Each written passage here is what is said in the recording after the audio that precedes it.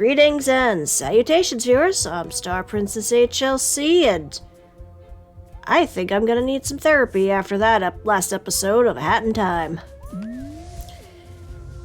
Joining me in this session is J.K. Lantern. You're dating me! You're gonna need more than therapy. Layla M. I chose this life. I chose to associate with you people. And Surat. I mean, so did I. What's your point? You ever seen Old Yeller? Many Yes, times. I have. Who would willingly watch that movie more than once? I'm sorry, but who would put themselves through that? I mean, I watched, friggin' Torchwood Children of Earth more than once. Okay, but you want another one that's really sad with animals? The Yearling. Oh, that... Queen's been playing that, right? No, it's an actual movie. The Yearling. I'm thinking of the Endling, never mind. Yeah, the Yearling, this little boy ends up adopting an orphan fawn. I hate this already. That's adorable and I hate it. But the fawn grows up and starts jumping over the fence and eating the family's garden. Guess where this goes? Lunch? Somebody gets venison. I love how Surat and I both had the same thought. Also, it involves a dead child at some point, too. Jesus. Am Have I you gonna ever have seen the movie My Girl? Yep. Maybe? I can barely watch characters fight with each other. I don't know, how do you feel about Macaulay Culkin? Name rings a bell? The kid from Home Alone? Home Alone? Oh. He went through some bad times and then picked himself up. That was admirable. Okay. Because he's in that movie. Uh-huh. And his character is severely allergic to bees. Uh-huh. Macaulay Culkin plays Nicolas Cage, got it. And his best friend in that, her dad runs a funeral home. Uh-huh. Played by Dan Aykroyd. Is this Bridge to Terabithia? No. Not quite. It's close in many regards, but they don't have the big make-believe aspect to it. I had to read the book in 6th grade. I've never seen the movie, but like I remember when the movie came out and they're advertising it, and it's like, oh, this film filled with wonder and joy, and I'm looking at the ads and I'm like, that is horrible false advertising right there. Yes, it was. Is. Spoilers for like an old book, but all I know is that one of the kids dies. Yep. And that's why I'm never touching that movie. Yeah, like I knew people who had never read the book, unlike me, who had to in 6th grade. And they're like, oh, it looks so magical and wonderful. And I'm like, you're in for a bad time. Yes, you are. Yep. I just got weird. I just got stuck with the weird, like, societal messaging books, like Catcher in the Rye and Animal Farm. See, I never had to read Animal Farm. I did have to read 1984 and Brave New World back to back, and that was in high school. And actually, for 1984, you know, like, a big plot point is there is only the one political party. And so, as an interdisciplinary thing between our AP US government class and our lit class, we are going to create our own potential alternative parties for 1984. And so, like, all of the other groups came up with actual serious political parties about, like, we demand more rights. And my group, by which I mean me, like, I was the one who noticed this line in the book. When when the main character is redacting lines in the newspaper because that's his job, one of the things talks about, like, one of the old newspaper articles was about there'll be an increase in candy ration, and he goes back and retcons it to there'll be a decrease in chocolate ration. So our political party was the where the fuck's our candy party, and so our presentation involved us buying like 2 sacks of candy and bribing the classroom. And at the end of everyone's presentation, the class votes on like which party would you elect. Because we bribed everybody, we obviously won, and the AP government AP US history teacher Stack, who scared the shit out of me, by the way, was like, "You son of a bitch." That's politics. That shouldn't have worked. And I'm like, yet? my group's like, we understand our electorate.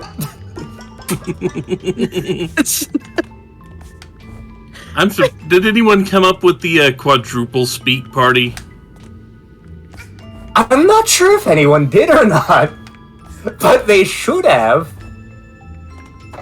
I also had to read 1984. I remember none of it. Was that? What was the one where like they have that like super like I don't know the word for it, like society where they like could never everyone had to be equal, like everyone referred to themselves as we, and then like the guy escapes and learns about the concept of ego and is like, I am allowed to think that I'm above or beneath other people. What was that book? I feel like he invented the light bulb. That was a plot point. Okay, I was gonna say that sounds a little like Flatland, except not quite. It sounds a little like Brave New World, except he doesn't invent the light bulb in that. And they very much have a hierarchical system in Brave New World. Oh yeah.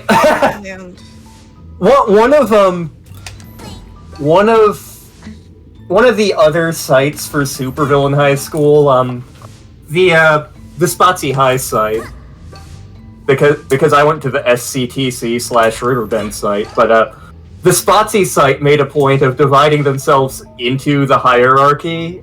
So we actually had people who willingly put themselves in like the Upsilon category, and like I know for a fact one of the people who sorted themselves into an Upsilon is now like an award-winning neurobiologist. So in the unlikely event that you watch this, Erica, good on ya. I mean, that's one of the books I chose to do a book report on.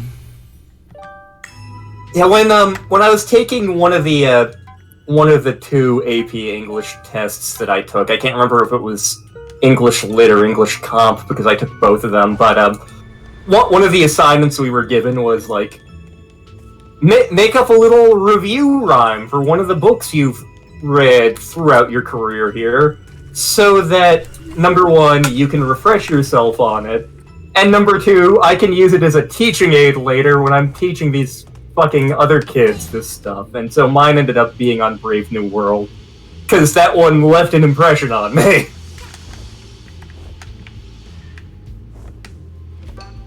Gatsby fucking bored me. Death of a Salesman was just like, I'm depressed about the world now. Okay, which has only increased since I've aged. Okay. And I mean, I have to apologize to all my English teachers, but everything you made me read by Charles Dickens bored me to tears. I had to read fucking Great Expectations twice because they changed the curriculum. The same thing happened with Things Fall Apart by Chinua Achebe. Granted, nothing Charles Dickens did was on the same level of boredom as I experienced with Heart of Darkness. I never had to read Heart of Darkness. Be glad. I remember when we read Scarlet Letter. One of our big takeaways was, Nathaniel Hawthorne. He would never use one word when 1,000 would do. Yeah, this is true. Mm-hmm. Most unnecessarily verbose man who ever lived. And that's coming from me. I don't know. I think he's in second place to Tolkien. Tolkien gets a pass because he wasn't writing a novel, he was writing a language textbook.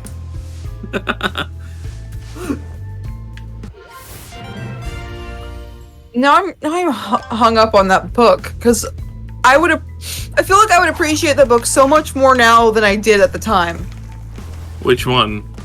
The one I was talking about that I can't remember the title to. Do not quote me on him inventing the light bulb, because that might not have happened. Even my math classes made us read. For my math analysis class, and before my math analysis class even started, like, my summer assignment was read Flatland and write a report on it. And Flatland taught me absolutely nothing about math, but made me think about theology a little bit. And apparently I made a point that, like, nobody in that class had ever made before, and something that the math teacher had never thought of before, and it's like, oh, okay. Maybe I should have gone to seminary instead of food science. Hindsight. I found it. It was called Anthem. Huh. Not familiar with that one. Okay, reading the plot off Wikipedia. Equality, that's on the nose. 72521. A 21-year-old man writing by candlelight in a tunnel under the earth tells the story of his life up to that point. He exclusively uses plural pronouns, we, our, they, to refer to himself and others. He was raised like all children in his society, away from his parents in collective homes. The home of infants from birth until 5 years old, and then the home of students from 5 to 15. He believes he has a curse that makes him learn quickly and ask many questions. He excels at the science of things and dreams of becoming a scholar, but when the Council of Vocations assigns his life mandate at 15, he's assigned to be a street sweeper. I didn't realize that was what was happening. I'm realizing I'm reading the entire plot of the book, but... Yes, but I know that book. I hate that book. No, do you know who the author is? Who? Ayn Rand. Oh! That's one of Ayn Rand's books. Oh! It was a woman. Who? Have you ever played or seen BioShock? I've seen it. I know a few things. You know the whole objectivism, the whole philosophy that they lived in Rapture before the player came down? A little. That's entirely based off of Ayn Rand's worldviews. Yeah, I remember, like, Ayn Rand was very much in vogue with some of my friends back when I was in high school. I never read any Rand. Well, back in high school, it's very appealing. Mm-hmm. Granted, one of my friends in high school's life plan was to, marry one of our fellow students, who they were not even dating, by the way, so genetically engineer twin children, teach them Elvish and only Elvish, and teach them that they are better than everybody. That tracks. There's a reason I refer to it as Supervillain High School. I have many opinions on Ayn Rand. I will not share them here because it will spark anger with certain sections of the population that watch Let's Plays. I am intrigued now. I'm scrolling through her Wikipedia page.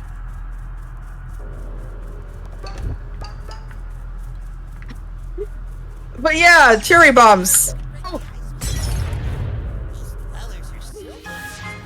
And you had to read Anthem in school? Ugh. Yeah. I liked the ending. Even more so now. But Now I want to reread it, like both because of what I said before and of what you're saying now.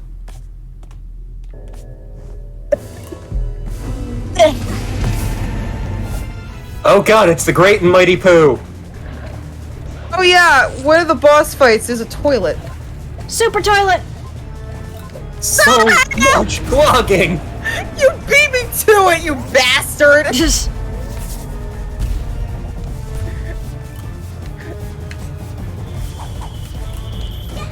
Hope you like these fight patterns, by the way. whoop. A 'Cause I'm shockwave. pretty sure you're going to be seeing them later. A shockwave attack? What was this game made by? Retro Studios? Haha, Metroid Prime jokes. I'll pretend I got that. I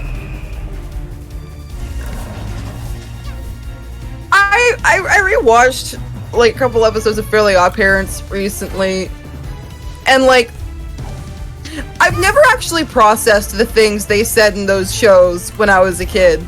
Like not just the like innuendos for the grown-ups, like literally anything that was happening. I was that way with several shows when I was much younger. Yeah. It's just like, oh boy, there's something on TV, woo! And I know. That's why my memories of Tiny Toons are a little bit fuzzy. God, they're even playing the Yeah. music from that boss fight. Oh, this is actually an original track. It's a boss lis- fight from later in this game, is what I'm talking about. Really? DM me the one. It's very close to it, anyway. Actually, Huh? continue. I guarantee that there is a song on the soundtrack that is Battle Against the Toilet of Doom. There's While I was visiting my sister and her family, oh mother of God. That's a big bomb.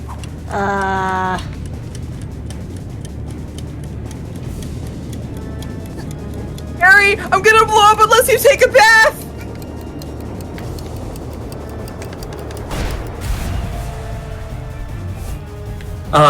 But when I was visiting my sister and her kids and her husband, you know, their whole family, one of the things was like, we got there, one of the days we got there in the morning and they were watching some TV, so like, we got to experience some of the shows that my niece and nephews enjoy, and my niece is gonna be turning 10, so she's getting into like the preteen girl stuff, and one of her favorite shows is this thing that she's watching on Disney Plus called Jessie.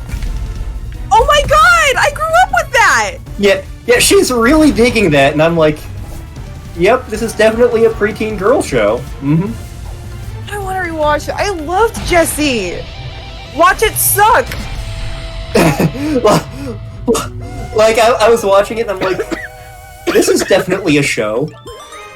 Mm-hmm. What was happening in the episode?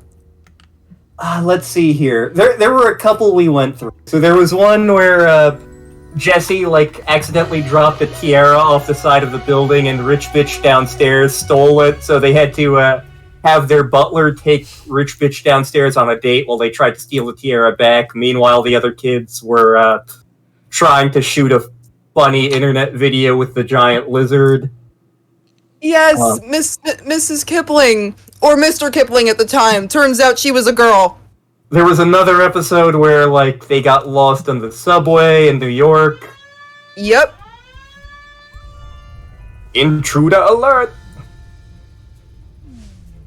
oh god, it's a Jello. Doesn't he look familiar, though? It's been a minute since we've recorded. So, remember the Mafia boss? Yes. Remember Mustache Girl's plan for what to do with the Mafia? Meet again. My Oh! What? You don't remember me? How rude! It's me. So he got Baxter Stockman. Remember? Yes, Sure. yes, he did. And your young I would have said I'm Crane. glad you got that. I'm without Now, of course, it depends which iteration of Baxter Stockman you're talking about, but you know. Yeah, the 2003 one. Yeah, the 2003 where Krang and Shredder were the same thing. Yep. If I had hands, I would slap you. I'll just buy a new Actually, I body forgot then. this happened. There has to be some poor soul out there who would be willing to trade his corpse for money. That was the plot of another Christopher Moore book. Like it right now, but I'm well traveled. I feel you all staring at me. Secrets on this planet. Buy my map badge. I'm staring at the jar, Yeah. personally. Make you rich. Yeah. I do not have enough for you. I'm sorry. That's how they get. I am suddenly reminded of playing AI the Somnium Files. Well, I've been meaning to look into that. It's okay. but The main character's an idiot. But still, we That- managed to clean the toilets, we managed to get through the mansion, and we managed to clean the well. So, looks like we may have another thing we gotta take care of here. Maybe? Whatever we'll- the time riffs are. Yeah. But we'll worry about that in the next episode. So until then, stay clean, everyone. Take a look. It's in a book. Reading Rainbow. Wing, wing.